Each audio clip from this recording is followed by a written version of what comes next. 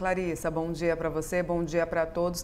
É bem mais amena do que a gente estava esperando, né, Clarissa? Porque, de fato, não se falou em economia e foi o que me chamou muita atenção é porque foi um discurso muito diferente de 2023 e eu trago inclusive até uma análise do nosso âncora, o Yuri Pita, que ele chamou a atenção, ele escreveu, está no site da CNN, que as políticas públicas elas ficaram de fora e foi dado espaço, então as políticas públicas foram tiradas para poder dar espaço a um discurso de fraternidade, de harmonia. E eu trago aqui algumas coisas que me chamaram a atenção, Clarissa. Além dessa fala muito conciliatória, o presidente fala em respeito e harmonia entre os três poderes, fala em defesa intransigente da democracia. Essa frase também é muito boa, que é preciso defender de forma intransigente a democracia. E fala, claro, que está investindo em qualidade de vida dos brasileiros.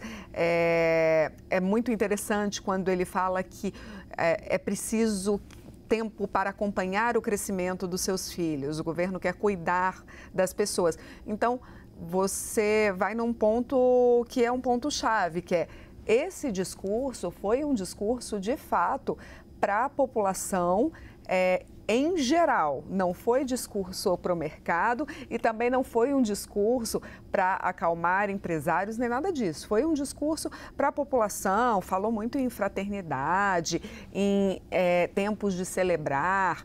Então, a gente vê de fato, uma mudança de rumo. Ele fala, prevalecem os ensinos de Cristo, que o irmão se reconcilie com o irmão, que as famílias possam celebrar em comunhão. Claro, quando ele fala isso também, tem um quê político, óbvio, que tentando reduzir aquela polarização que tem, que é uma polarização que a gente vem presenciando desde as eleições de 2018, então tem tudo isso também, mas é muito diferente do discurso de 23.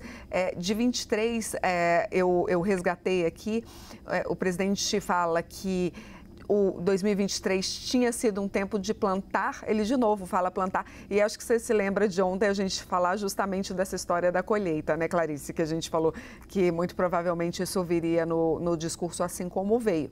Então, mas em 2023 ele fala de plantar e reconstruir, e aí fala das políticas sociais, fala do Bolsa Família, Minha Casa Minha Vida, fala dos investimentos do PAC. Dessa vez nada disso foi falado, tanto é que esse discurso teve 2 minutos a menos do que o discurso do ano passado.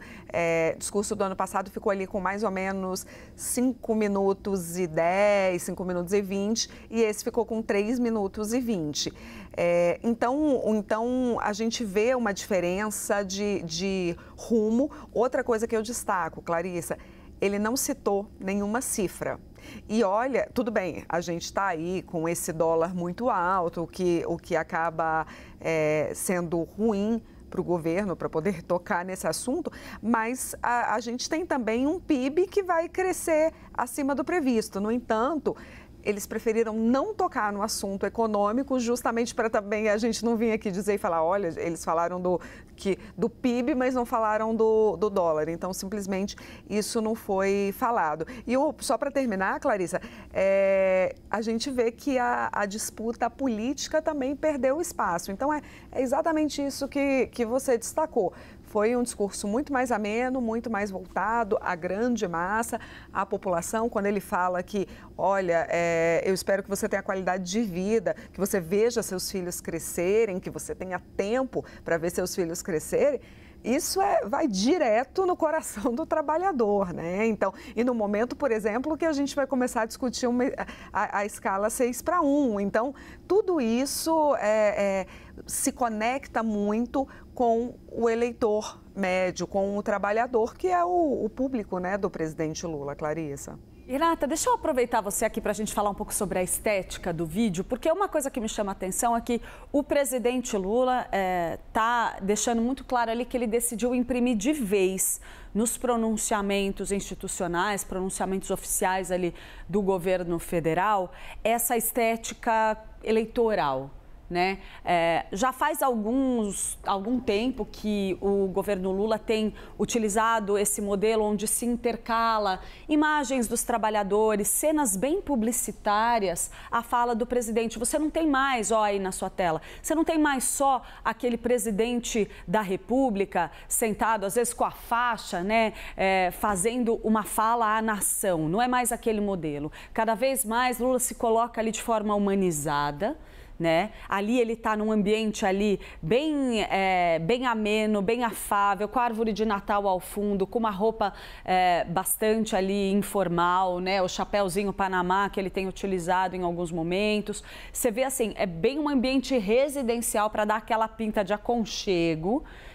E conversar diretamente com o trabalhador. Esse ponto que você traz, eu acho que ele é bem relevante para a gente entender qual é o objetivo da comunicação governamental daqui para frente. Tem uma avaliação ali no entorno do presidente Lula, por tudo que me falam, de que houve, de fato, uma falha muito grande no decorrer dos últimos 2 anos na forma como o governo se comunicou com o trabalhador.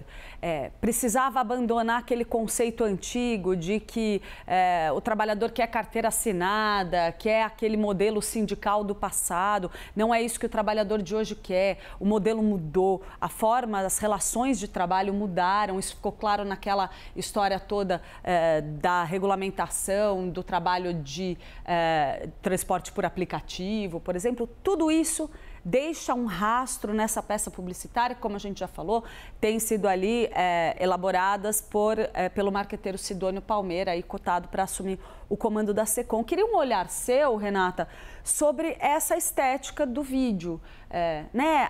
As frases, as palavras, né, sendo transmitidas para passar uma mensagem ali de tranquilidade, de prosperidade para o futuro, para o eleitorado histórico do presidente Lula. Clarice, eu também achei, me chamou muita atenção, porque parece de fato que assim, que ele está na sala, né, da casa dele. Olha aí, a gente vê uma árvore de Natal muito bonita atrás e é muito diferente dos pronunciamentos que a gente está acostumado, que são gravados dentro do gabinete do Palácio do Planalto, os gabinetes ali do Palácio do Planalto, o gabinete presidencial ali, eles têm um revestimento marrom, como se fosse de madeira. Então, e aí vocês vão lembrar quantas vezes a gente não viu quantos presidentes com aquele revestimento marrom atrás, sentados com faixa e olhando diretamente para a câmera, aquele 3x4, aquele formato 3x4, muito claramente ele dentro, o presidente dentro do seu próprio gabinete e tudo muito formal. E aí você vê essa estética completamente informal. Ele na casa dele, eu falei, parece que ele está na casa dele, ele está na casa dele, ele está no Palácio da Alvorada. Mas é justamente para poder trazer, criar mais identidade com o trabalhador, que é quem vota no presidente Lula. O eleitorado do presidente Lula é essa pessoa, não é a pessoa que está dentro do gabinete ali engessado. Então, a roupa dele também, a forma de falar, e claro, todo o discurso. O que ele fala, basicamente, ele só falta pedir assim, olha, não briguem neste Natal por conta de política. Em um momento, ele diz isso, olha, a gente tem que... Eu espero que vocês tenham um Natal tranquilo, de paz, de harmonia. Então, é muito mais um discurso para aproximar da população, é um discurso muito mais para parecer que ele está dentro da sua casa do que um discurso de promessas para o ano que vem, sabe? Como se fossem promessas de campanha, mais uma vez promessas de campanha. Então, Sidônio Palmeira acabou optando por isso, por essa linha. Eu até conversei com algumas pessoas ontem que falaram, nossa, mas eu estava esperando mais, eu achei que o Sidônio tocando esse vídeo que ia ser mais forte. Acho que é justamente o contrário, acho que é justamente esse olhar de humanidade, fraternidade, respeito, amor, que está aí aparecendo na nossa tela, é que era a ideia nesse momento. Então, foi tudo muito bem pensado. Se foi ou não a melhor estratégia, a gente não sabe, mas foi tudo muito bem pensado. Agora, Clarissa, só para finalizar, você estava falando do trabalhador que talvez não se conecte mais com o que era a cabeça do PT, que ainda é muito a cabeça do PT, aquela coisa da carteira assinada, do sindicato. De vez em quando eu escuto aqui em Brasília assim, o problema do PT é que a comunicação parou em 1980, o presidente Lula ainda quer panfletar na porta da fábrica. E, claro, as coisas mudaram completamente, né?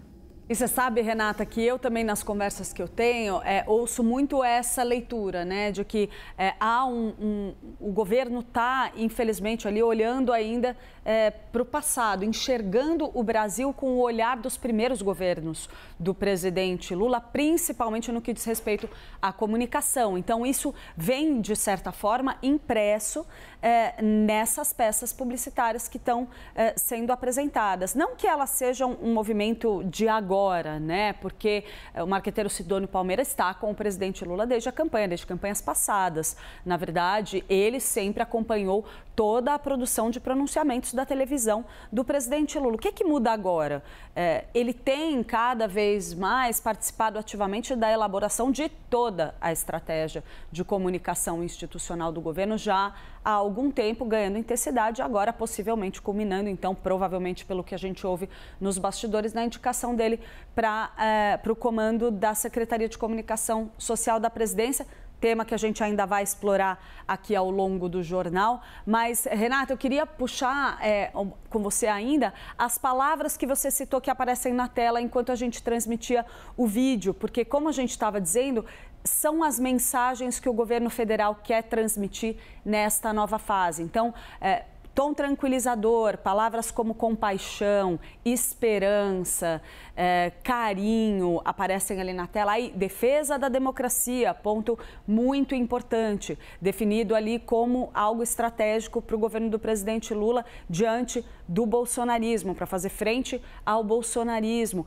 Também economia forte, então a ideia de tranquilizar a população de que, apesar das dificuldades que a gente vem observando no governo federal nesta área, há uma perspectiva positiva para o futuro, que a coisa vai melhorar. Pelo menos é essa mensagem que parece ser desejada aí pelo governo neste momento. Então, pegando cada um desses elementos, quando a gente combina isso, as dificuldades que o governo enfrentou nos últimos 2 anos e principalmente neste fim de ano agora, a gente vê que há uma tentativa do governo de fazer frente ao tamanho do desafio. Não necessariamente vindo com tudo, vindo com força, batendo na questão econômica. Não é esse o jogo. É mais uma ideia de tranquilizar, de baixar um pouco a temperatura, né? É isso, e esse é o desafio agora, né, Clarissa? É baixar a temperatura, cada vez mais tentar reduzir a polarização. E, claro, eles vêm com um discurso de um Brasil mais justo, um Brasil sem fome, um Brasil com um trabalho digno para o trabalhador. Então, tudo isso vem nesse pacote. Agora, claro que chama a atenção a diferença, a guinada de discurso em relação a 23. O que parecia muito em 23 é que o governo trouxe uma série de promessas. Promessas para um próximo ano, que seria 24. E que agora, em 24, o governo veio não para trazer mais promessas para 25, apesar de, sim, trazer um tom otimista, mas não fala de políticas públicas, por exemplo, assuntos que foram muito explorados em 23. Não fala de PAC, não fala de economia.